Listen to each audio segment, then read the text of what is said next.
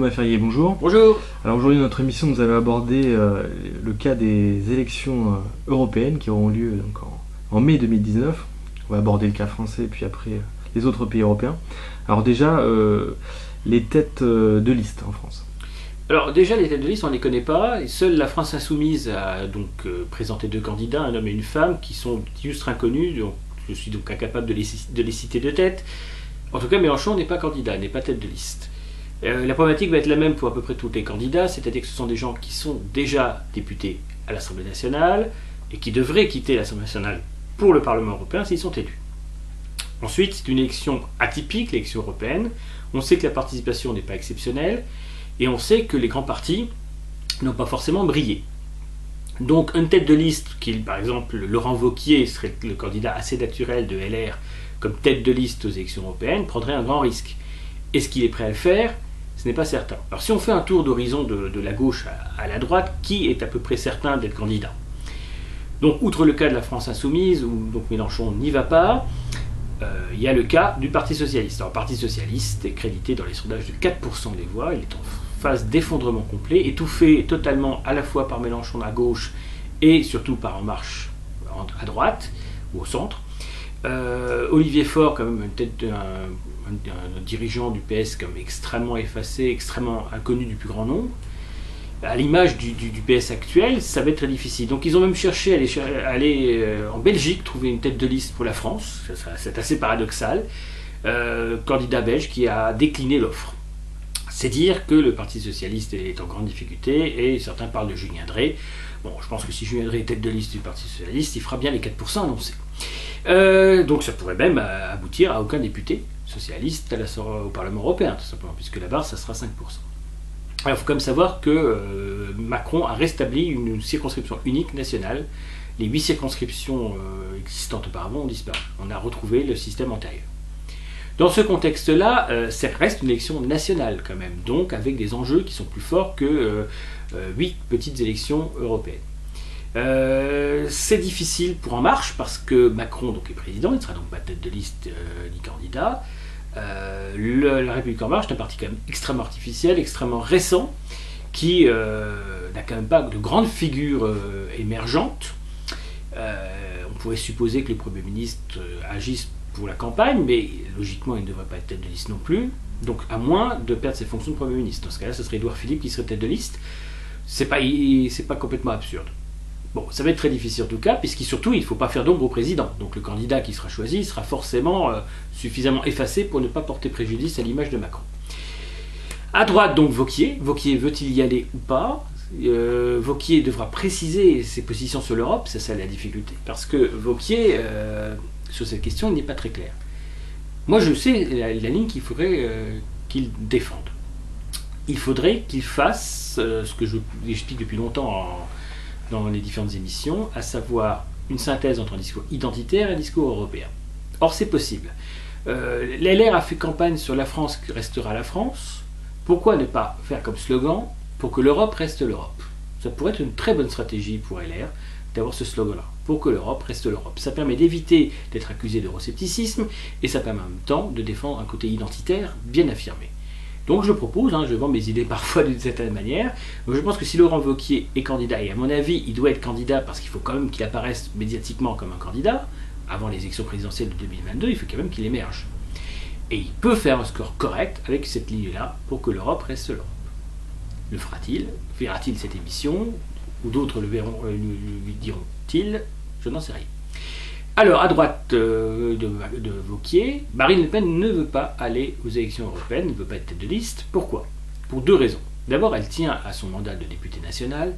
Et deuxièmement, il y a quand même ce fameux scandale des assistants parlementaires au Parlement européen. Et on a l'impression que Marine Le Pen se dit que si elle est loin du Parlement européen, cette affaire sera loin d'elle. Comme si la justice française ne pouvait pas être le relais de ce débat européen. En réalité, on voit bien avec la subvention de 2 millions d'euros qui est bloquée aujourd'hui par les juges que ce n'est pas parce qu'on ne siège pas à Bruxelles que Bruxelles ne va pas vous rattraper. Et il y a, le 26 septembre, une décision juridique importante, savoir si ces 2 millions vont être finalement attribués au Rassemblement national, le nouveau nom du Front national, ou pas. Si le Front National, Rassemblement National maintenant, est financièrement plus que dans le rouge, est-ce qu'il sera capable de présenter des candidats? C'est aujourd'hui un peu tôt pour le dire. La logique voudrait que oui. Après, est-ce qu'il va pouvoir emprunter de l'argent aux banques alors que les banques, visiblement, lui ferment la porte? Même si on est certain qu'ils seront remboursés, parce qu'il est évident que le Rassemblement National fera plus de 5% aux élections européennes. C'est assez évident. Ben, tout ça, on ne sait pas trop. Ce qui est sûr, c'est qu'il faut une tête de liste. Et là, il y a deux possibilités. Soit Nicolas B. Alors Nicolas B, pourquoi? Parce que c'est aujourd'hui le dirigeant du groupe européen, donc des Libertés, qui est le groupe de ENL. Hein. Et effectivement, il serait le plus légitime, mais il est très contesté en interne par un autre clan, parce qu'on est dans une logique de clan, et cet autre clan qui a l'oreille de Marine Le Pen la met en garde contre des ambitions possibles de Nicolas B si celui-ci faisait un bon score aux élections européennes. Il y a eu la tentative de débaucher Thierry Mariani, visiblement sans suite, et je pense sincèrement aujourd'hui que le candidat qui sera tête de liste ne sera pas Louis Alliot comme on peut l'entendre, je pense que ce sera Sébastien Chenu. D'ailleurs Sébastien Chenu passe à la télévision de plus en plus souvent, on pourrait dire que c'est le nouveau Philippot, et je pense que c'est Chenu qui sera tête de liste et pas du tout Nicolas B, parce que Nicolas B est jugé dangereux en interne. Quant à Dupont-Aignan, eh bien, il est embêté aussi, il est aussi député national. Je le vois mal quand même de ne pas être tête de liste aux élections européennes. Et par contre, à la tête d'une liste Debout la France, peut-être élargie de toutes sortes d'éléments qui ont quitté le Front National ou qui étaient auparavant dans l'orbite du Front National, comme le Ciel de Karim Mouchik, et les Amoureux de la France, Robert Ménard et tant d'autres, qui pourraient effectivement rejoindre peut-être une sorte de coalition de droite alternative au Rassemblement National. Et puis sans doute Asselineau, mais avec la question de savoir comment il va financer les 500 000 à 1 million d'euros de campagne pour un score qui évidemment ne sera pas à 5%. Donc il ne sera pas remboursé. Il a pu être candidat aux dernières élections européennes, donc il y a visiblement des moyens de financement dont le Parti européen aimerait bien connaître la provenance et aimerait bien avoir l'équivalent. Hein, parce que visiblement c'est un parti qui fait moins de 1% des voix et qui arrive à présenter des candidats à toutes les élections. Donc ça pose question parce qu'il n'y a pas de remboursement derrière. Voilà pour le tour de table, on va dire, des partis et donc des têtes de liste potentielles ou probables aux élections européennes, dans le cas français. D'accord, donc effectivement on a fait le tour des différents partis en France, sauf du Parti Socialiste, mais bon, il n'y a pas tellement d'intérêt, Olivier Faure, pas tant d'intérêt que ça à développer. Complètement inconnu aujourd'hui. Les élections européennes en France ont permis souvent dans le passé l'émergence de mouvements politiques. Ça a pu être le cas du Front National. C'était le cas du Front National en Ça peut 84. être le cas des Verts. Il y a eu la liste Tapie, les Verts, effectivement. Est-ce que tu vois des surprises sur ces élections européennes ou finalement non, malheureusement, je n'en vois pas. Je n'en vois pas. Le système français est de plus en plus sclérosé, de plus en plus verrouillé. Un pronostic électoral, je peux en faire un. Alors, je dirais que le Front National avait fait 25% aux élections européennes de 2014. Il ne rééditera pas cet exploit parce que le débat calamiteux de Marine Le Pen en 2017, plus les problèmes financiers et juridiques et judiciaires même du parti, me laisse penser qu'il va être tassé. Et il est concurrencé par un candidat Dupont-Aignan qui a l'air quand même de progresser. J'aurais tendance à dire qu'il y aura entre 25 et 27% de voix pour les populistes, avec entre 7 et 8% pour Dupont-Aignan et aux alentours de 17-18% pour le Rassemblement National. Voilà à peu près mon pronostic. On sera autour de 26 ou 27% réunis. Ensuite, je pense qu'En Marche, la République En Marche, qui a asséché la droite et la gauche, est capable de faire entre 25 et 27% également des voix. Donc ces deux grands blocs, on va dire 55% des voix, ça va être le combat qui est annoncé dans les journaux comme Le Monde aujourd'hui entre les progressistes, le terme qui est employé pour désigner Macron, et les populistes autour donc évidemment du Rassemblement National et de Debout la France. Et ce clivage va avoir lieu, ça c'est à peu près évident aujourd'hui. Par rapport à ça, donc 55% des voix. Ensuite, environ 10%, peut-être 10 à 15% des voix pour la France Insoumise, entre 15 et 20% des voix selon la qualité de la campagne pour Laurent Wauquiez. Si Wauquiez dépasse les 20%, c'est un succès. Comme j'ai dit, si sa campagne c'est pour que l'Europe reste l'Europe, il dépassera les 20%. S'il ne m'écoute pas, il n'atteindra pas les 20%. Ensuite, il reste le Parti Socialiste qui fera entre 4 et 5%, peut-être 6 ou 7 avec un exploit, mais je suis assez dubitatif. Et puis après, ça va être des Verts, ça va être toutes sortes de petites listes. Voilà. L'UPR fera sans doute 1% des voix. Et les Patriotes ne feront sans doute pas de liste. Moi, je ne crois pas que Florent Philippot ait les moyens financiers aujourd'hui et la crédibilité pour faire une liste aux européennes, même s'il annonce que c'est son intention. Je pense qu'il ne fera pas de liste. Jean-Marie Le Pen a évoqué aussi la possibilité d'être candidat. Je pense qu'à passer 90 ans, ça va être quand même difficile, et je pense que c'est plus un coup médiatique pour exister. Voilà. Parce qu'effectivement, il est candidat sortant, mais il ne sera plus député européen à partir de mai 2019. Voilà à peu près le tour de table des candidats et surtout les projections à peu près crédibles. C'est pour ça que je ne pense pas qu'il y ait effectivement une formation politique nouvelle qui émergerait. Il n'y aura pas l'équivalent des pirates qui ont pu exister dans certains pays. Après, rien n'est écrit, mais aujourd'hui je ne vois pas de liste émergente. Je ne vois aucune. D'accord, alors après le cas français, effectivement on va élargir le cas européen, enfin aux pays en dehors de l'Hexagone. Alors on va commencer, une fois n'est pas coutume, par l'Espagne. Alors l'Espagne, l'enjeu est assez simple, c'est-à-dire que les socialistes espagnols sont au pouvoir. Première conséquence, évidemment, un assaut migratoire aux frontières de l'Espagne. Récemment, je crois que c'était il y a quelques jours, 120 migrants ont forcé les barrages, je crois, à Ceuta et Melilla. Donc c'est tout à fait symptomatique de la gauche naïve et sorosienne, hein, si on peut dire, de pro-Soros d'une certaine manière. C'est les conséquences toujours la même chose. L'Italie essaie de bloquer comme elle peut, et l'Espagne ouvre la porte, donc évidemment l'appel d'air est immédiat. Ça va sans doute déstabiliser les élections en Espagne. Je pense que le Parti populaire a aujourd'hui un bon candidat, a priori, une tête de liste, le nom m'échappe, mais c'est un nouveau leader qui a l'air assez charismatique et dynamique, donc ça c'est une bonne chose pour le Parti populaire. Il y a Vox, donc, qui est une aile droitière, on va dire, issue du Parti populaire, qui pourrait dépasser les 4 à 5%, donc sur une ligne plutôt nationale et catholique, mais d'un populisme modéré. Ils peuvent créer une petite surprise en Espagne. Il y a Ciudadanos, citoyen, là, la liste centriste, qui pourrait aussi faire un très bon résultat. Je pense que Podemos, l'extrême gauche, va baisser, et je pense que les socialistes espagnols ne feront pas le score qu'ils pourraient espérer en étant au pouvoir. Voilà un cas espagnol. Alors on va passer après au Royaume-Uni. Donc le Royaume-Uni, la grande question c'est, y aura-t-il des élections européennes au Royaume-Uni? Normalement non, puisqu'il y a le Brexit qui devrait être déclenché en mars 2019. On sait que ça a l'air très compliqué, il n'y a pas d'accord. Alors même s'il y avait un Brexit doux, un Brexit vraiment limité à des symboles, je pense que la représentation britannique au Parlement européen serait un des symboles qui sauterait. Ce qui veut dire que le parti UKIP, qui est aujourd'hui très faible, hein, il y a 2,7% des dernières élections législatives, alors qu'il a fait presque 10 fois plus aux élections européennes, à presque 27%, n'a plus sa tête de liste Nigel Farage, qui pourrait revenir si le Brexit n'a pas lieu, et c'est un parti qui, à mon avis, est très fragilisé. Donc, en cas d'élection européenne en Royaume-Uni, je pense que les souverainistes prendraient une claque. Mais s'il y a des élections, pour le moment, il n'y en aura pas.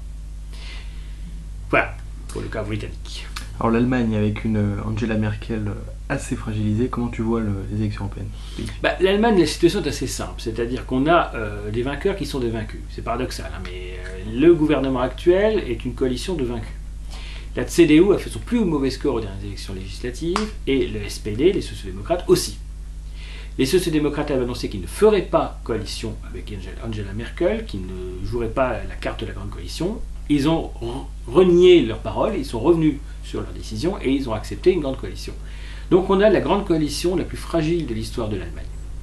Et on voit bien que le parti populiste AfD est en train de progresser dans les sondages, il atteint parfois 17-18% des voix. C'est considérable. Donc il est sûr que l'AfD, sur une ligne assez dure quand même, pourrait faire un très gros score. Au détriment de la CDU, au détriment de la CSU, qui est donc la partie bavaroise de la droite. Et alors il y a une surprise, c'est que l'épouse d'Oscar Lafontaine, alors le nom elle aussi m'échappe, vient de créer un nouveau parti de gauche radicale, anti-immigration. C'est la grosse surprise. Donc elle se désolidarise de Die Linke, hein, la gauche radicale. Et ça, c'est vraiment quelque chose de nouveau. Ça montre que l'AfD a un tel effet a tellement le vent en poupe que même à gauche, on se pose la question d'avoir une ligne anti-immigration. C'est assez surprenant. Je sais qu'Oscar Lafontaine lui-même était un socialiste assez traditionnel, je ne dis pas national, mais quelqu'un qui a quand même le sens du peuple. Donc, que La Fontaine se mette sur une ligne anti-immigration, c'est assez révélateur de la situation allemande. Ça va vraiment mal en Allemagne. La question des 1 million de migrants venus des pays musulmans, des pays pauvres en plus, est en train de vraiment déstabiliser le gouvernement Merkel. Donc l'AfD va faire un gros score, oui, je pense. Alors effectivement, ça va mal en Allemagne, ça va aussi mal en Italie, qui a été touchée depuis quelques années par la crise des migrants. On a vu récemment la catastrophe du pont de Gênes, Italie, qui est aujourd'hui gouvernée par Matteo Salvini, qui a une rhétorique presque proche, on va dire, du Front National sur le côté souverainiste. Comment tu vois les élections européennes en Italie? Est-ce que tu penses que Salvini va s'imposer? Est-ce que tu penses qu'il peut fédérer quelque chose? D'abord, c'est pas lui qui dirige le gouvernement, son précis, c'est Edouard Conte, et c'est une coalition formée de la Ligue, donc ex-Ligue du Nord, et du mouvement 5 étoiles. À l'origine, 17% des voix pour Salvini, 35% à peu près pour le mouvement 5 étoiles, donc c'est-à-dire qu'il pesait un tiers. Sauf qu'il a obtenu le ministère le plus important pour lui, le ministère de l'Intérieur. Ce qui lui a permis de faire une communication assez musclée sur les questions migratoires, même si le bilan réel aujourd'hui est nul. C'est-à-dire qu'il a arrêté quelques bateaux, finalement il a accepté une partie des migrants qui en faisaient partie, c'est beaucoup de décisions symboliques. Mais les gens qui sont arrivés ne repartent pas.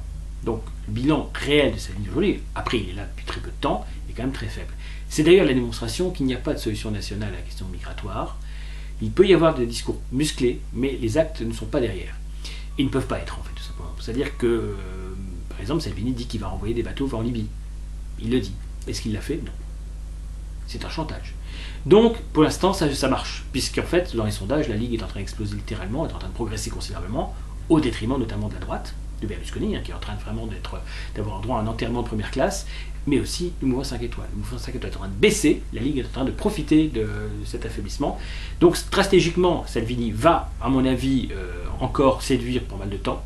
Donc la Ligue va faire un gros score aux élections européennes, c'est sûr. Il y aura un gros score de la Ligue. Au-delà de 30% à mon avis. Les pays scandinaves. Alors les pays scandinaves, on va dire stagnation au Danemark, progression en Suède et affaiblissement en Finlande. Au Danemark, il y a le parti du peuple finlandais, pas du peuple finlandais, excusez-moi, non, le parti du peuple danois, hein, mais F dedans, ça m'a trompé, c'est le DFP. C'est un parti qui aujourd'hui est entre 20 et 25% aux élections européennes. C'est à peu près ce qu'il fait à chaque fois. Il pèse sur la droite parlementaire, il limite l'immigration. Je pense que le parti du peuple danois va encore faire un très bon score. Donc il va, quand je dis stagner, il va se maintenir. En Suède, les démocrates suédois vont exploser littéralement. Hein. Dans certains sondages, ils sont à plus de 25% des voix. Donc je pense que les démocrates suédois, c'est un parti populiste, hein, pour être précis. Le nom ne l'indique pas. Mais ils sont vraiment en position de force aujourd'hui parce que la situation de la Suède est catastrophique par rapport à la question de l'immigration. Et c'est clair que les Suédois vont voter très fortement pour ce parti. Donc là, ça va être une vraiment progression considérable. Je pense qu'ils vont faire 25% des voix. Par contre, en Finlande, c'est plus difficile parce que donc il y avait un parti qui s'appelait donc les partis des vrais Finlandais, Perussuomalaiset, qui a explosé parce que donc ce parti avait fait partie d'une coalition avec la droite et il y a eu une scission entre les partisans sur l'immigration assez dure et les gouvernementaux, si on peut dire. Donc le dirigeant Timo Soini a été mis en minorité et lui-même avec les autres ministres ont formé un nouveau parti qui s'appelle les Bleus ou quelque chose comme ça. Donc il y a une scission, il y a une division. Ça devrait logiquement avoir des conséquences défavorables au niveau des résultats électoraux, sauf si le parti actuel des vrais Finlandais, donc qui lui n'est plus dans le gouvernement, hein, tirer les marrons du feu. C'est possible que finalement ceux qui sont au gouvernement s'effondrent littéralement et que le score du parti soit aussi bon que la dernière fois. Mais mon idée, c'est que ça soit un peu moins bon. Alors on va parler ensuite du fameux groupe de Visegrad avec des pays comme la Hongrie, la Pologne, des pays qui se sont opposés, on va dire, au pouvoir bruxellois et qui ont prouvé qu'au sein de l'Union européenne, on pouvait réellement agir et prendre des décisions. Comment tu vois les élections dans ces pays ? Alors effectivement, les exemples de la Hongrie d'Orban montrent qu'un gouvernement peut faire à peu près ce qu'il veut tant que le mal n'est pas arrivé. C'est-à-dire qu'en fait, le vrai problème, il est là. C'est beaucoup plus facile d'empêcher l'arrivée de migrants que de faire repartir ceux qui sont arrivés. Et ce qu'on constate dans tous les pays d'Europe, c'est ça. Arrêter le flux, c'est difficile, c'est courageux, c'est possible. Surtout si on décourage l'appel d'air. Parce que le problème aujourd'hui en Europe, c'est qu'on a des gouvernements qui nous expliquent qu'ils sont opposés à l'immigration, mais en réalité ne changent aucune des lois qui favorisent cette immigration. Si on ne veut pas que les gens viennent, il faut que ceux-ci sachent qu'ils n'auront rien s'ils viennent. Or, on ne fait rien pour cela. On continue d'avoir des pompes aspirantes, et ce n'est pas le cas en Hongrie, dans les pays de l'Est, qui sont des pays plus pauvres aussi. Donc, Orban a compris que s'il ne les accueillait pas, il n'aurait pas à les gérer. Donc ça paye, et ça va payer. Orban va faire un très gros score. Le parti de droite européenne, le PPE, ne le rejettera pas. Ça, le Parti populaire Orban ne rejettera pas Orban comme certains voudraient l'y inviter. Donc gros score de Orban, les sociodémocrates hongrois feront un score médiocre comme à chaque fois, et le parti populiste Jobbik, qui a des positions sur la Turquie et l'islam qui sont d'ailleurs assez bizarres, devrait stagner. Son dirigeant, Gabor Vona, a d'ailleurs démissionné de ses fonctions. En Pologne, ce sera le parti conservateur, le PiS, le PIS, qui sera sans doute le grand vainqueur.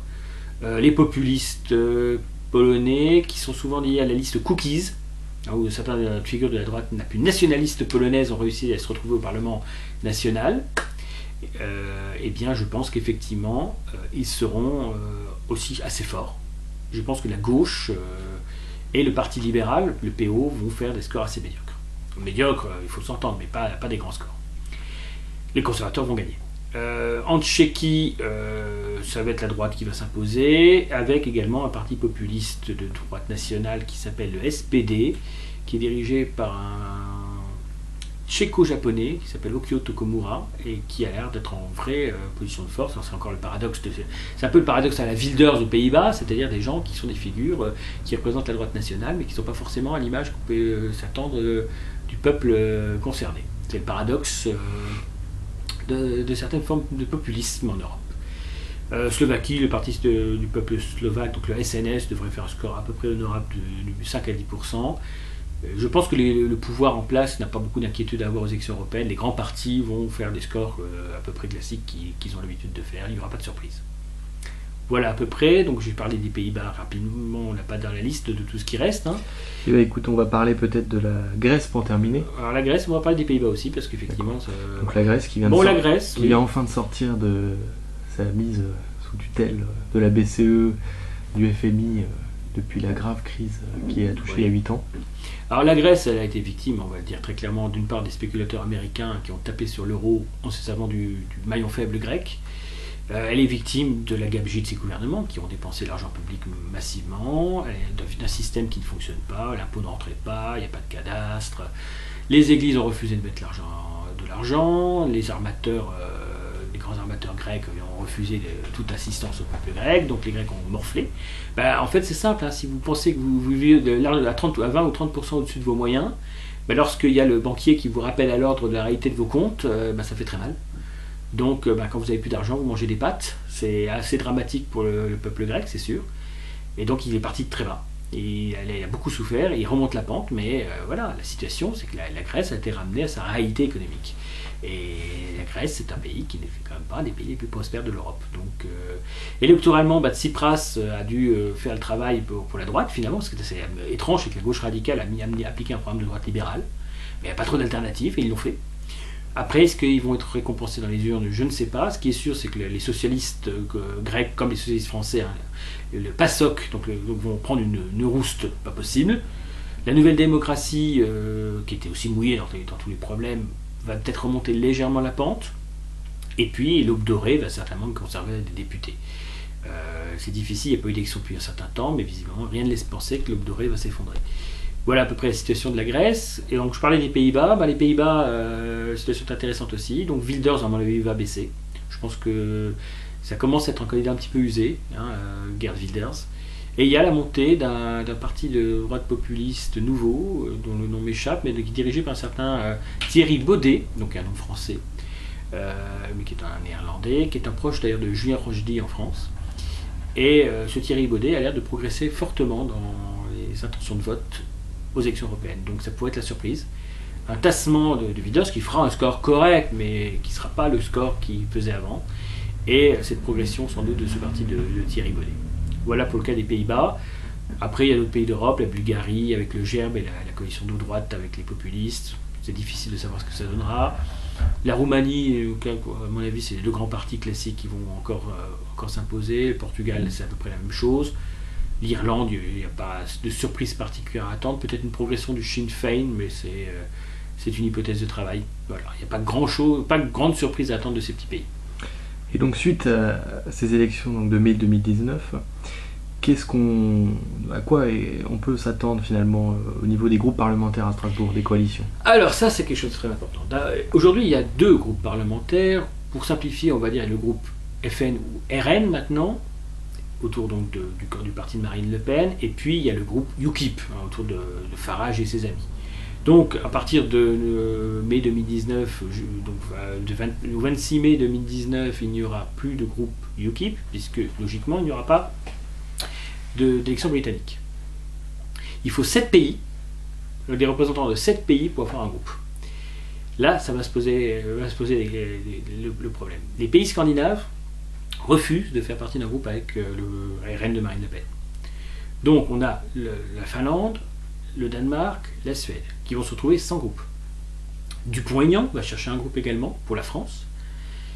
Et puis il va y avoir les Autrichiens du FPE, il va y avoir les Italiens de la Ligue. Tout ça, ça va rendre compliqué un groupe. Or, il va y avoir un choix à faire. Soit ça va être le choix des Scandinaves, auquel cas le Rassemblement national de Marine Le Pen sera rejeté. Et le FPE, Wilders et la Ligue feront partie du groupe avec les Scandinaves. Ce qu'à mon avis est ce que je leur conseillerais de faire. Parce qu'aujourd'hui, le RN est quand même toujours diabolisé et puis n'est plus en position de force. Je pense que l'avenir de la Ligue, notamment italienne, et du FPE autrichien, est de s'en dissocier. À partir de là, de toute façon, le Jobbik, l'Aube dorée ou tout autre parti équivalent sera rejeté massivement par les grands groupes, et ils n'en voudront pas. La Pologne n'aura pas de groupe de droite nationale classique existant, a priori, donc je pense que le choix va être là. Est-ce qu'il y aura un groupe avec le Rassemblement national de Marine Le Pen, ou est-ce qu'il y aura un groupe sans le Rassemblement national de Marine Le Pen, et auquel cas ce RN serait isolé? C'est une hypothèse qu'on ne peut pas rejeter, surtout que Wilders, par exemple, est très mécontent de l'affaire des assistants parlementaires du groupe FN. Les dépenses publiques qui ont été révélées par le Parlement européen en matière de taxis et d'autres choses posent quand même problème. Donc on peut se demander si le RN n'est pas en position aujourd'hui d'isolement, même si pour le moment la Ligue et le FPE n'ont absolument pas manifesté de désolidarisation, si on peut dire. Voilà à peu près ce qu'on peut dire sur les groupes parlementaires. Donc avec l'hypothèse qui sera la conclusion de notre émission, que le Rassemblement national pourrait se retrouver isolé. Voilà.